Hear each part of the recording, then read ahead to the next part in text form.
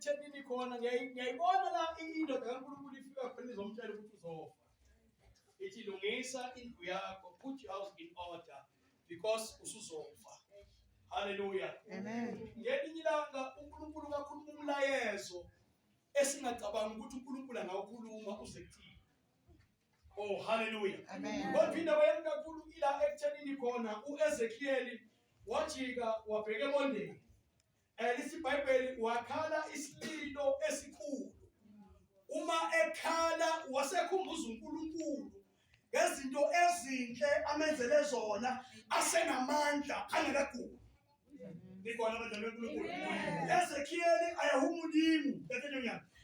Alobuwali mudimu kanjotsenhle aliyentseni asantsane angalimandla angakaguli angakahlangabezani nesimo kodwa waya kuye uNkulunkulu wabheka ebondeni. Ukubheka ebondeni kusho ukuthi he gave God attention. Hallelujah. Or he gave God himself. Hallelujah. Wabheka uNkulunkulu wamcinga ebondeni. Ukumbheka ebondeni wabona bayengabheka eceleni ikhona into engamphazamisa. Kodwa wathi akungcono ngibheke uJona. Akungcono ngibheke ubonda. Lapho ngeke kuvele umuntu khona. La ngeke qhamuke enye kodwa angivele ngibheke ubonda. Hallelujah. Uma ekhuluma kanjeni ngicabanga ukuthi enhlizweni yakhe kunendaba yokukholwa. Ukholwa kahle ukuthi uma ngingakhumbuza uNkulunkulu ngezinto ezinhle ithi iBhayibheli wakhumbuza uNkulunkulu ngokuhamba kwakhe.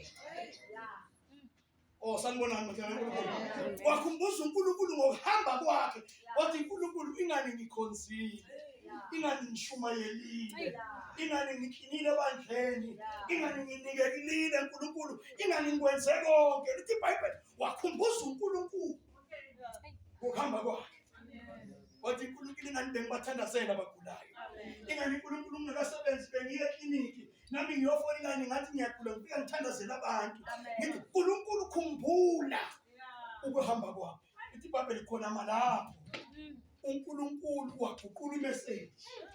Wathumela umprofeti wathi hamba umtshele ukuthi akasayi kufa. And then ngizo-add 15 more years. Sanibonani badala kaNkulunkulu. Awufunda ngale uIsaiah chapter 40 u28 uthi awazi yini awuzwanga na ukuthi uNkulunkulu unguNkulunkulu odala izulu nomhlaba nemikhawulo yonke. Amen. Lithi akapheli amandla akakhathali. Okay, uyabona isiZulu nesixhosa khona la siphinde ixabane khona. Yes. Oh, sanibonani bazalwane. Amen. Isixhosa xa uthi uThixo akakhathali uthi uNkulunkulu akanandaba. Yey sinkinga. Isixhosa bakufika lapho. Hallelujah. Kodwa belithini ngesixhosa ku40 verse 28. Lithini? Akwazi na. Akuvanga na. Ukuba uThixo ngunaphakade nguYehova. Umdali weziphelo zehlabathi. Akachafi. Okay. Akadinwa. Okay, wo akachafi, akakhathali. Akadinwa akapheli mandla. Ingathi yazwakala ke manje. Hallelujah. Akadinwa uThixo. Noma ngabe thina singenza ama mistakes ngona kanjani akadinwa. Hallelujah. Akakhathali, akaphela amandla ukusiva, ukusilalela. Noma ungathandaza umthandazo oyi1 for 5 years akadinwa. Akathi mawuthandaza athi uqalile lokha kodwa unesineke sokubuzwa ukhala kuye. Hallelujah. Unamandla wokusindisa ngokupheleleyo. Imthandazo yakho uyizwile. Kunemthandazo owayenza kukubi, zalunga izinto wakhohlwa ukuyobona. Pray without no ceasing. Thandaza kuhamba kahle, thandaza kungahambi kahle. Uthandaza isigubhu sinamanzi, uthandaze angekho. Oh, sanibonani. Uthandaze into samba kahle ekhaya, uthandaza ingahambi kahle. Uthandaze kuhamba kahle emsebenzini, uthandaze kungahambi kahle. Sanibonani bandla kaNkulunkulu. Uthandaze umyeni wakhe enze kahle, uthandaze angenzi kahle. Uthandaze unkosikazi ayenze kahle angenzi kahle. Iy'ngane zakho zingenzi kahle kodwa uthandaze. Amen. Khuluma ukuphila phezu kwengane yakho sekuthiwa iduku labantu kodwa wena khuluma ukuphila. Amen. Khuluma ukuphila. Kuthiwa nayo intombazane umntanakho sekenzani ukhuluma ukuphila. Mabeza kuwe bathi uzwile ukuthi uSipho lo wakho sekabamba inkuzi uthi ngithi umprofeti wenzeni? Oh sanibonani bazalwane. Bathi lo mama kahle kahle uyahlanya cha ukholwa. Ukholelwa ekuthenini uNkulunkulu exist. Amen. Sanibonani bazalwane kaNkulunkulu. Amen. Nikhona. Amen. Nikhona. Angiyeke. Awazi yini? Umbuzo. iBhayibheli linama question mark lithi awazi yini? Awuzwanga. Na ukuthi uJehova unguNkulunkulu. Kunale verse egcineni lithi nokuqonda kwakhe akunakuphezwa. Lithi ngeXhosa ingqondo yakhe ayinakukhomba. kusho ukuthi bazalwane no one can say I understand God. Oh, nikhona. Amen. Akekho bazalwane ongathi mina ngiyam-understand uNkulunkulu ngoba likusho iBhayibheli lithi ingqondo yakhe ayinakugoqwagoqwa. Sanibonani badlali kaNkulunkulu. Amen. Lithi ngesizulu nokuqonda kwakhe akunakuphenywa. Nama-scientists ayenza isayensi bayaphezulu bathi akekho ngoba bamfuna ngengqondo kanti ufunakala ngokukholwa.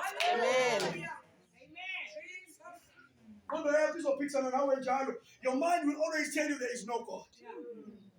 But your faith exists.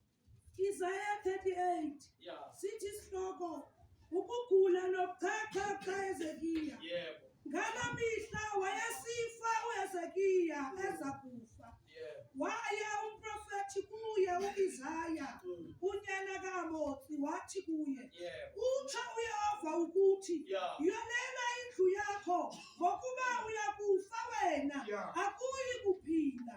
uHezekiya wakubhekisa edongeni ubuso bakhe Yeah. wathandaza kuYehova wathi Yebo. khawukhumbule ndiyakukhunga Yehova okokuba ndihambe phambi kwakho ngokunyanisekileyo Yeah. nangenhliziyo ephelelisileyo Yeah. yakwenza okulungileyo emehlweni akho. Watsho uHezekiya isililo esikhulu. Eish. Verse 4 Ngithanda ngeXhosa. Washo Ezekiyeli isililo esikhulu. Verse number 4. kwafika ilizwi likaYehova ku-Isaya lisithi Yebo. yiya uthi kuHezekiya Yeah. utsho uYehova uThixo kaDavida uyihlo Yes. ukuthi ndiwuvile umthandazo wakho ndizibonile iinyembezi zakho. Okay. Uyabona ndiyakongezelela imihla yakho 15 leminyaka. Okay. Okay. Ufunda ngomoya yazi. Woza 40 verse number 28. Isaiah 40 verse number 28 akwazi na akuvanga na ukuba uThixo unaphakade nguYehova umdali weziphelo zehlabathi akatshafi akadinwa ayinakugoqagoqwa ingqondo yakhe.